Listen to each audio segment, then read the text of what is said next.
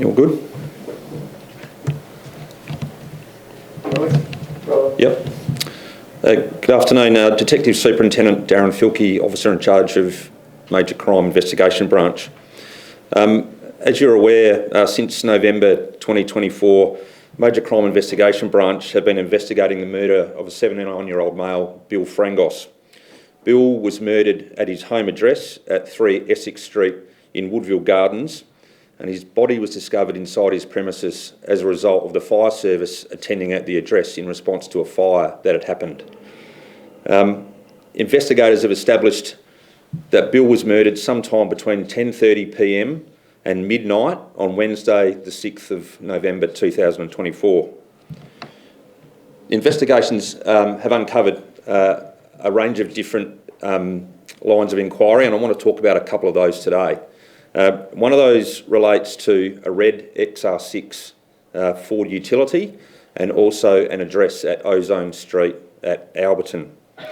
In December 2024, we released images of a red XR6 Ford Falcon utility that was leaving the Essex Street address on the night of the murder. Investigations have established that two people were in the area of Essex Street prior to the murder and the murder of Bill, and both of those people left in the XR6. We believe now that both of those people were involved in the murder of Bill Frangos. I'll show you some CCTV after this that will give you an indication where those two people were, and again the red XR6 leaving the scene. Information that's been gathered during the investigation has also revealed that two people of interest are both male and are both of African appearance. Investigations have also established that this vehicle travelled away from the vicinity of Essex Street in the early hours of that morning and travelled to Ozone Street at Alberton. The vehicle stayed at this particular location for a period of time. It's not clear to us why the XR6 travelled to this location and stayed there, but what we are now seeking is information from anyone who would have seen that vehicle in Ozone Street at Alberton or had anything to do with the occupants or that vehicle while it was parked at that location. Since the night of the murder, police have located that vehicle and it has been seized and been subjected to forensic examination. But as I've said, we're very interested to hear from anyone who may have information about why that vehicle stopped in Ozone Street at Alberton.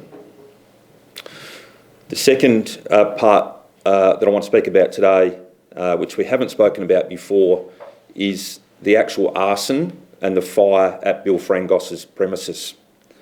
Associated with that arson is a grey Holden Commodore, a vehicle of interest that we have surrounding the arson and also this murder investigation. So at about 3:25 a.m. on Thursday the 7th of November 2024, a grey Holden Commodore sedan was captured by CCTV parking on Ridley Grove at Ferreton Park. Again, I'll show you some video footage and some CCTV of that in due course. You will see that that vehicle is quite distinctive. It has a grey bumper at the front. There's a dent to the passenger door. It's got a black front rim and a spoiler on the boot at the rear. What you'll see in video footage to be shown to you is that a male occupant of that vehicle is seen carrying a backpack and walking north on Trafford Street at Ferreton Park towards Bill's house. A short time later, Bill's house catches fire. The CCTV footage then captures the male running back along Trafford Street and back to the location of where that vehicle was parked. So we say that the fire starts at about 3:40 a.m. On Thursday morning, and what is now clear to us is that the murder and the arson are two separate incidents.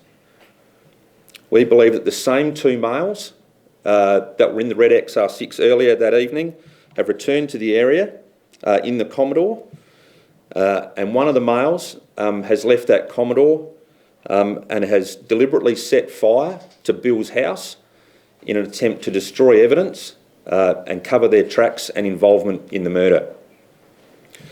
We believe the other male has stayed near the Commodore where it was parked and has acted as a lookout.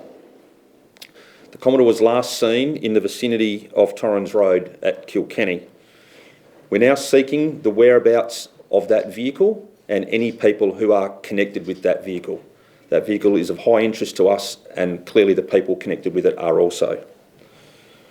We urge anyone who has information about that vehicle or has sighted that vehicle in the early hours of Thursday the 7th of November in Ridley Grove to contact the police. During this investigation, we've received numerous information from members of the public, which has helped us get to the point we are at today, and we are very grateful for those people who have provided that information so far. We strongly encourage anybody who has any information about the murder, the arson, or the two vehicles that I've spoken about today to come forward and to contact the police. This investigation into Bill's murder is moving quickly, and I'm very confident that we are going to get a resolution to this investigation. The net is closing on those people who are involved. Now is the time to come forward. If you want to remain anonymous, you can call Crime Stoppers on 1800 333 000, and we'll act on any information that we have, that we receive in relation to this investigation. Again, people out there know something about this incident. They know the people who are involved, and we want to know. Because that will bring a successful resolution to this investigation and give some comfort to the Frangos family who've lost a family member as a result of a murder. Happy to take your questions. Do police have any idea about a motive? We do know that Bill was involved in some low-level drug activity. We don't know that's a motive for the murder, but it's not being discounted. This red car, where did you seize that from? So that red car was involved in a traffic related incident some days after the murder, and as that was brought to our attention, and as a result we were able to seize that vehicle. So the people who were in the car, they weren't involved in the murder, or you don't believe? We don't believe so. We don't believe so. So why did they have the car? Good question. We'd like to know. Do you believe they're not cooperating with you? Sorry, we've spoken to a number of witnesses during this investigation, and many of them are cooperating, but we still need more information about both of those vehicles. Do you believe that car was dumped there then, or were they going to a location in that street, you believe? In Ozone Street? Yeah, Ozone Street, Alberton. Well, we know that the vehicle moved from there at some point in time. It wasn't dumped there because, as I've just said, it was involved in a traffic collision incident some days later. So we know that it moved from there at some point. We just don't know why it went there, and we're very keen to speak to people who may have information as to why it went to Ozone Street at Alberton after the murder. So it's likely those that were in the car when it was stopped are linked to those that you're after? When it was stopped in Ozone Street, yeah, we strongly suspect that the people who were in the vehicle at Ozone Street were the people who left the scene of the murder. No, the traffic stop. The traffic stop? The traffic stop no. that you're talking about. So they left the car before you got to the No, car? I'll just make it clear. That vehicle stopped in Ozone Street after the murder. The vehicle then moved to a location we don't know where. Some days, a week or more later, that vehicle was involved in a traffic collision. The people involved in that traffic collision are assisting us, but we don't believe they're the suspects in the murder. So, do you believe they're linked though, associated with the suspect? Well, clearly they're in a car of interest to us. So those people have been assisting with our inquiries though. Do you believe these two men know Bill or know him? Yes, well, we do. It's not a random attack. We know that Bill had a lot of visitors to his premises due to his activities. It's not beyond the realms that these people are that they're known to each other. We don't think it's a complete random stranger incident. The two suspects that you're looking at for this particular murder, are these people known to you? At what point in the investigation are you in terms of identifying them? We are a long way down the way to identifying who these people are. We know with the assistance that we've been provided so far, we've got some very strong ideas who they are. This is really a call for more information to tighten this right up. As I said, the net is closing on these people involved in this incident, and any information we can get from the public now, and as I said, we are very confident that an arrest will be made in relation to this incident. What do we see them doing in the CCTV? So I'll show you that now. So maybe, Damien, if we just flick through this PowerPoint, and I can show you the movement of these vehicles, and then we'll flip into the CCTV where I can talk you through some of the footage that you may have seen before, but some new footage as well. Is there any other questions before we go to that? You said they were of African appearance, but did you have an age? You said they were male, but you know what? Yeah, they're sort of mid to late 20s, similar builds. I'll call it normal build. They're not too distinctive. We do think that one of them has dreadlocked hair, from what we've been able to find out. But outside of that, we haven't got too much more exactly of what their appearance is. Do you believe they could be living in the western suburbs, or are they from Adelaide? We believe they're from Adelaide. We believe they may be a little bit transient, so we don't know exactly whether they're from the western suburbs, or we can't confine it to there necessarily. In terms of the darker coloured Commodore, where do you think it fits in? Do they get it from Ozone Street, or are we still being worked out? Yeah, and it's still being worked out, and hence today we'd like to know more about that vehicle. We've been able to identify that vehicle with information that has come in, but tracking the movements of that vehicle pre it returning to the scene some 3.5 hours after the murder and where it's been since is what we're looking to establish. And just lastly, how would you describe what they've done here? They've gone to some lengths to cover up this crime. Yeah, they definitely have. To return 3.5 hours later after a murder and intentionally set fire to someone's home address in an attempt to destroy evidence and potentially disguise their involvement in the incident shows you what they're thinking in terms of going to some lengths to divorce themselves from the scene and to cover up their involvement. I expect that in 3.5 hours they've probably given this some level of thought about actually returning and doing that. So it gives you a strong sense of what their mindset would have been at that time in terms of covering up their offending. Just following on from that, but despite the arson attack, they weren't able to cover everything up, I gather. The scene was complex. Obviously, when you have a fire in a house, it becomes a bit complex. But with the CCTV work that we've done, they haven't been able to hide the fact that they arrived and left in vehicles of interest, and we've been able to track those vehicles to certain points. So, yes, they've returned to the address in an attempt to hide evidence at the address, but there are some other lines of inquiry that we've been able to follow up during the course of this investigation, which they haven't been able to cover up. What can you say about how this man was killed? I can't say anything about the actual nature of the murder now. That's still under investigation. It's not something I'm prepared to talk to today. Was there a weapon involved? Again, I'm not prepared to talk to that today. Was there any significant evidence found in the car? No.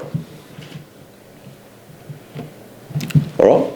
So this is clearly the red XR6, and as I said, and Damien will help me out here, that's Bill Frangos' address there at number 3 Essex Street. The night of the murder, the two persons of interest that we have spent some time in this area and parked the XR6 utility in this location, and you can see that it's only a short distance that they've walked in terms of being able to get to Bill's address. So after the murder, around about midnight on the 6th or just after, this is the scene of where Bill's home address is and where the XR6 is parked on the slide you've just seen. We've been able to track the movements of that vehicle over here to Ozone Street at Alberton, and that's the address that we're seeking some further information in terms of why the vehicle actually went there after the murder and why it stayed there for a period of time before moving off. Someone in that area or someone in that street knows something about why that ute was there. And you've obviously door knocked that street on Ozone Street. Yeah. And have any of the residents been forthcoming with any information? Oh, I don't have that information with us, but as part of the investigation, we have spoken to witnesses in a variety of places, but we're still looking for information from Ozone Street.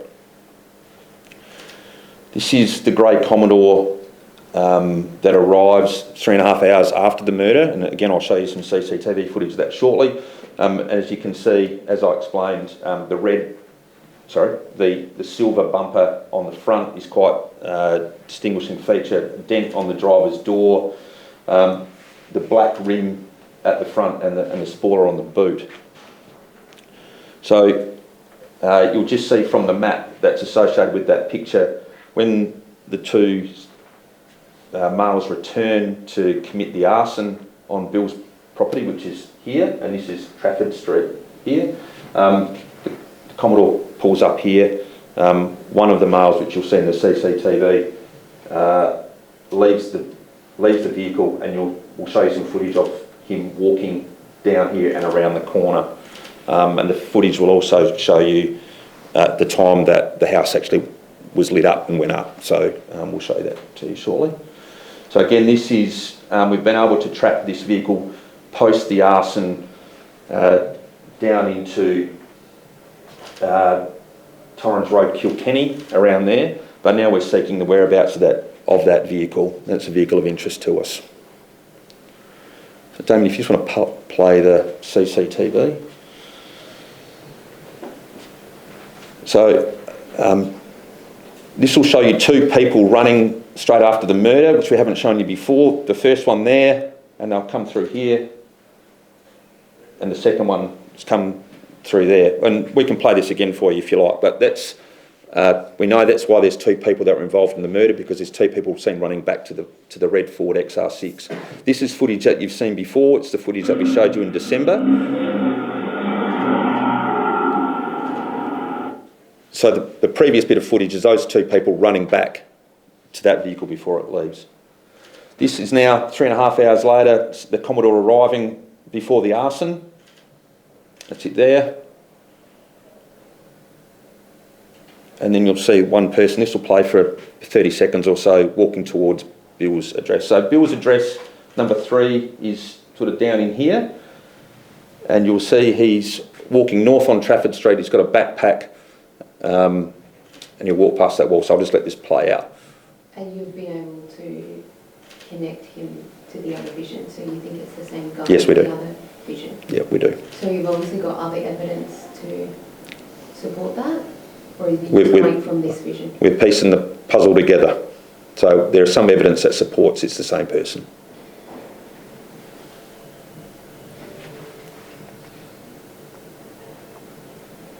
If you take note of what happens up in this corner,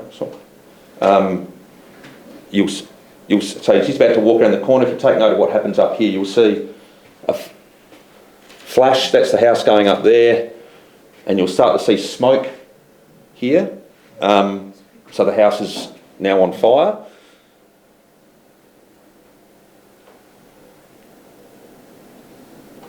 And the same male is now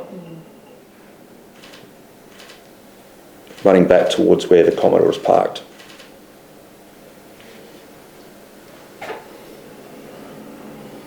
And you've seen this image of the Commodore that we say is a vehicle of interest in the arson as well.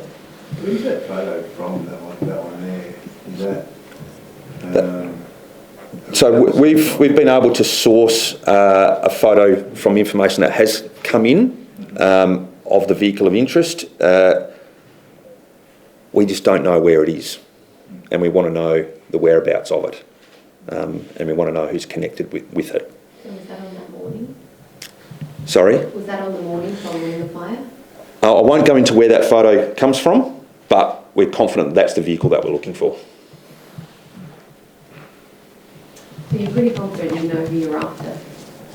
We're close. When you say there was someone on the lookout, obviously we can't see him in the vision there, but whereabouts in relation to the house was the person on the lookout? Shall we go back to that map, Damien?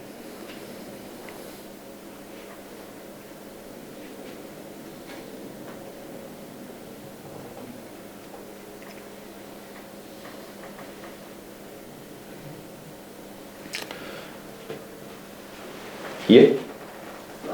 Okay, so that's that vehicle. Yeah.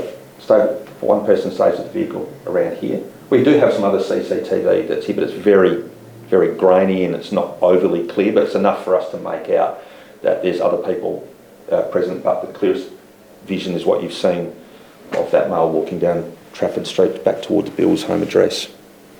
What's the shed next, guys? There has been a lot of Africa gang issues in the news lately. Do we believe there's any link to this KBS or...? No. We haven't, in our investigations, uncovered any suggestion that the two male African suspects are involved in anything that's related to African gang crime. Okay. Thank you. Good. No worries. Thank you.